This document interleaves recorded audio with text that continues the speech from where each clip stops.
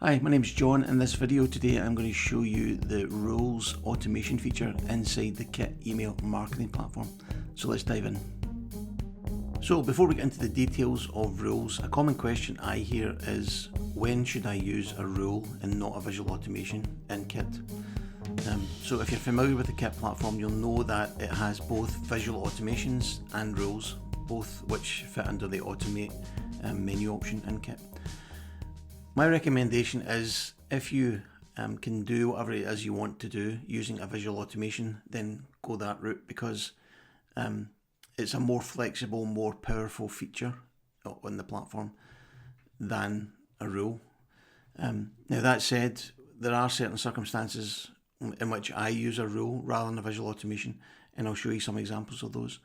But just know that rules are very good at what they do, but they're not as powerful or as flexible potentially as a visual automation. You get much more latitude around what you can do with conditional logic and adding in many more elements to an automation than you can inside a rule.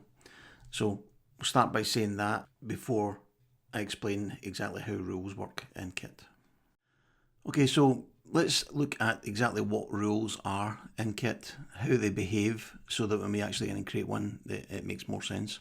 So if you think on rules as being, if this thing happens, then do this action. Okay. So when we create a rule, we need to start by identifying what the trigger or triggers are going to be for the rule. So on the left hand side here, you can see the trigger is the thing that makes the rule kick into action. And what we could do, we can configure it to say, if this thing happens, whatever that may be, or if this thing happens, so if any of these things happen, then what I want you to do inside Kit is the following actions. And then on the right hand side, we've got the actions that will be carried out if any of these triggers occur. Okay. So the actions, so the thing to bear in mind here is, on the left hand side, the key word is or. So if this thing happens, or this thing happens, or this thing happens.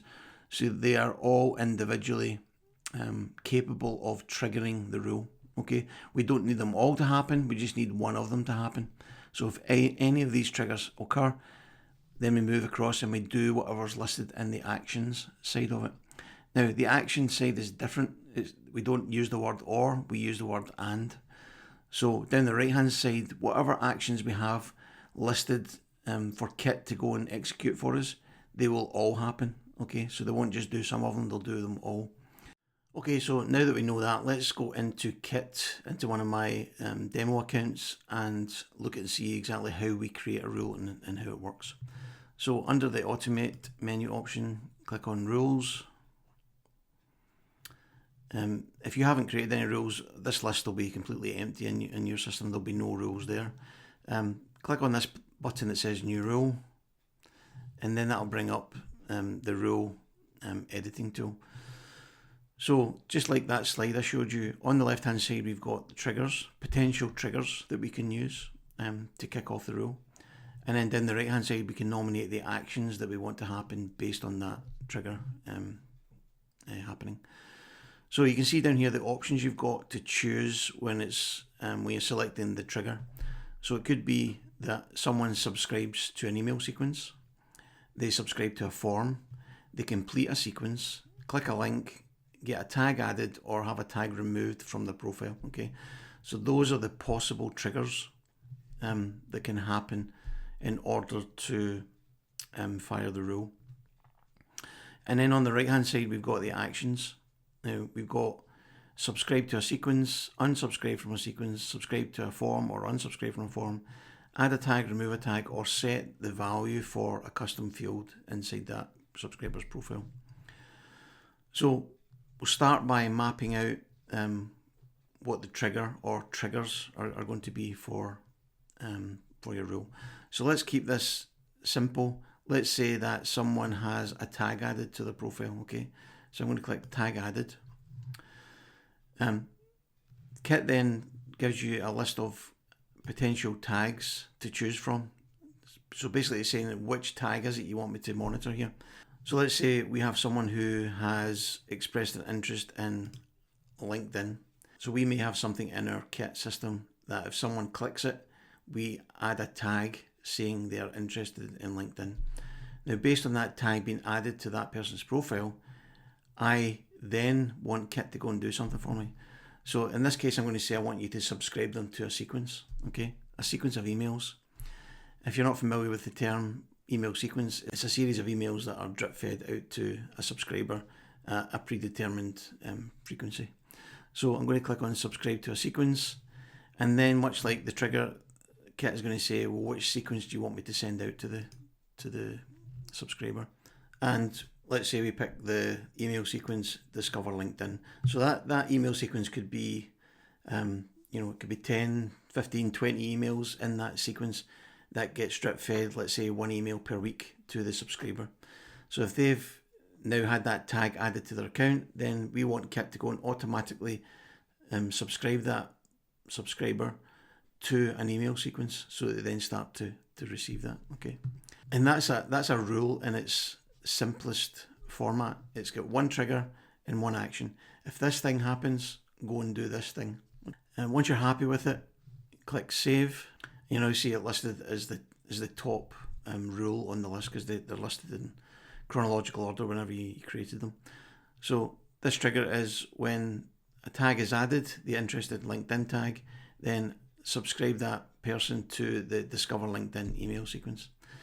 If you want to edit that rule at any time in the future, just click on it and it opens up the editor again, and you can then start to introduce changes if you want. Every time that rule is triggered, Kit keeps a record of that and puts it in this bit at the bottom, the history section down here. You can see at the moment it's never been triggered, but as soon as it has been, it'll list there, when it happened and who it affected. Now, if I could change this slightly just to show you how the OR condition works on the trigger side. So let's say the tag, if there's a tag added saying interested in LinkedIn, I could say, or if there was a tag added saying interested in Facebook, so I've now got either that tag is applied or that tag is applied, then over here I could say, rather than saying discover LinkedIn, I could say discover social media. So it's a more of a generic sequence that helps people understand how they can get started with Facebook and LinkedIn social platforms. So if that tag's added or that tag's added, then subscribe that user to that sequence. Okay, you can do that. Now, if you wanted to flip that around slightly, we could do something like this. So instead of having those tags, let's say there was a tag that said someone was interested in learning about social media. So if that tag was added to someone's account, we could, on the other side, on the action side of things, we could add them to that sequence. We could then add them to that sequence, and we could add them to, I think I've got one in there for Instagram as well, Instagram. So if that tag on the left hand side, interested in learning about social media, is added to someone's profile, we could then use that rule to go and trigger all of these actions on the right hand side, add them to this sequence, and that sequence. So just with one tag being added, they automatically get subscribed to 3 different sequences. Now, that's actually not a very good idea to do that. In real life, you wouldn't do that because you're potentially bombarding people with too many emails. But it's just to show you the power and the flexibility that you've got around how you configure the rule based on the ability to have one or more triggers kicking off one or more actions on the other side.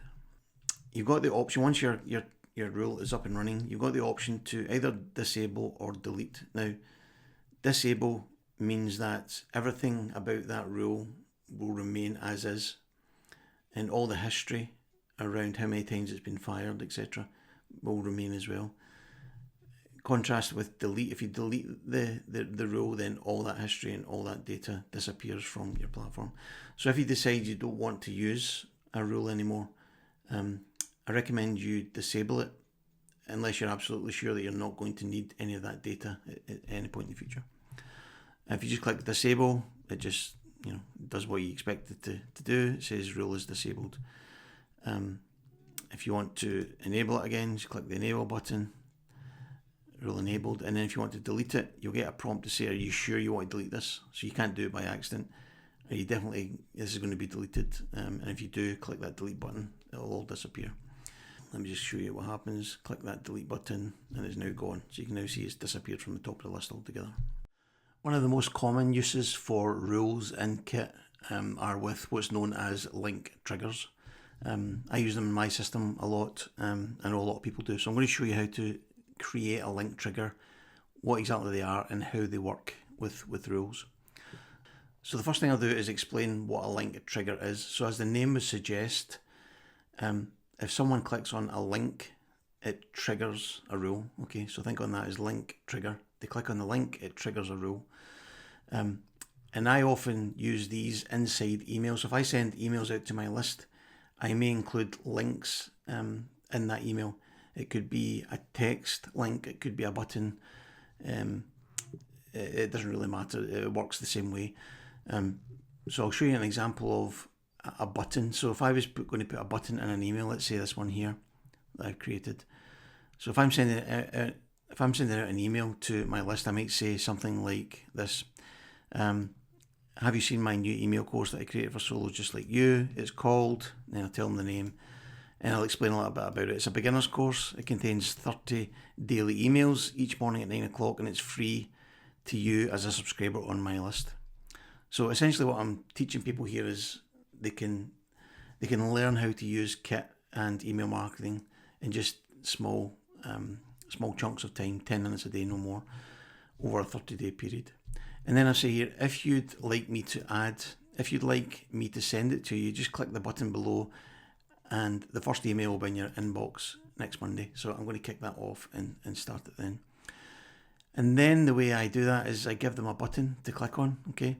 So when I click on this button, over at the right hand side here, you'll see at the top it's got the URL and this little lightning sign here. If I click on that, you'll see in here that's got this option to say link trigger, okay? When you click on link trigger, Kit gives you a drop down of all the link triggers you've created. If I click that drop down, I can see a whole bunch of stuff in there created, but I'm not going to find the one I'm looking for because I haven't set it up yet. So what I'm going to do now is I'm going to go back over to the rules section inside Kit. I'm going to create the link trigger first, and then when we come back here, that link trigger that I've just created will appear in this drop down. So let's go back to rules. Okay, so I'm now going to click on new rule, and this time down the left hand side I'm going to use this one here. It says clicks a link, so I'm going to click that, and then in here I've got, I'm going to give it a name. So the reason you give it a name, no one's actually going to see the name other than you, but the reason you give it a name is so that you can easily identify it from a list of links, link triggers. So I'm going to call this one beginners email course 10 mins per day, let's say. And I'll know that when I look down a list of all the potential link triggers, I know that's the one that I'm referring to. And then for every link trigger, you need a destination URL. In other words, somewhere to send the subscriber once they click the button. So in here, I'm going to put in, it's just a web page that I've created on my website, and it's just a simple thank you for updating your preference type message I'm sending to them. So this is me naming the link, okay? And then based on someone clicking this link, I now want to set the action. And the action in this case is going to be to subscribe them to that sequence. So I'm going to click subscribe to a sequence. I'm going to click drop down, and then I'm going to go down to the sequence that I'm interested in. And it's this one here, how to master email marketing in just 10 minutes a day. Okay, so now that I've got the trigger configured on this side, i.e. that link, and then I've got the action that I want to assign that sequence to their profile, I then click save. Okay, click save, and that's it. Now if I go back to automation and rules, you can see it'll be listed at the top one there. So this one here, if someone clicks on this trigger, add them to this email sequence. Okay, so let's go back now into the email editor. So I'm now creating the email that I'm going to send out to my list. And now I've got this button and it's saying, if you want to get access to this free email course, just click this button, okay? So when I click the button, I'm going to go back up here and click on this little lightning bolt again. I can now choose a link trigger from the list. And now you can see the top one there, beginner's email course, 10 minutes per day. That's the one we're interested in. So I can now send this email out, and for every person who clicks that button, behind the scenes, what Kit will do is it'll take them to that URL that I put in there as a destination URL, and then it'll also subscribe that subscriber to that email sequence, so that they then start to get drip fed. So I'm going to click send email, and I'm going to say subscriber that has the email address, and put my email address in.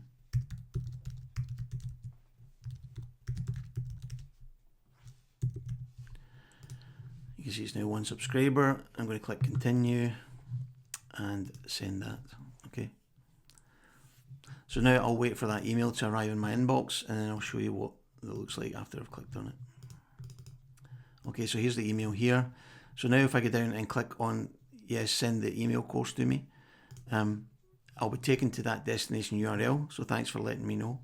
And now when I go back into the rules, you can see down here it's never been triggered. If I hit a refresh button, you can now see that it's been triggered once. You can see the details there, when it was triggered, etc. And then if I go back and look at the subscriber profile, you'll see that it's now been added to that subscriber's profile inside. So if I go to sequences, scroll at the bottom, you can see here how to master email marketing to 10 minutes has now been added to that subscriber's profile. So that is rules inside Kit's email marketing platform.